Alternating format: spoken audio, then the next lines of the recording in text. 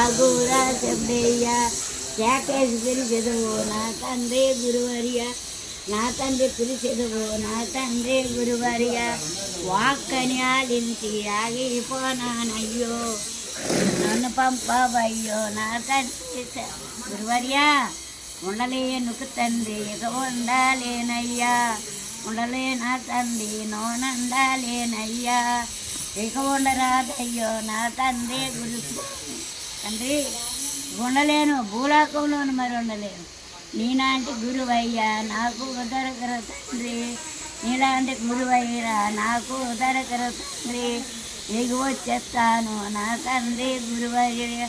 మరిగెట్టి సమాధి మల్లెళ్ళి పోయినావా, మరిగెట్టి సమాధి మల్లెళ్ళి పోయినావా. ఉండను తండ్రి, ఇక ఉండను. అగయ్యా సిద్ధయ్య, నిజ స్వరూపము నాకు ధరించాలి, నీ నిజ స్వరూపము నాకు ధరించాలి.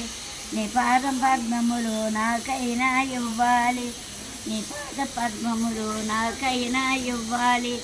పాదములు నా తండ్రి, నీ పాదం నీకు నొక్కను, నీ పాదం వగ్గను నా తండ్రి గురువర్య, నీ పాదం వగ్గను నా తండ్రి గురు.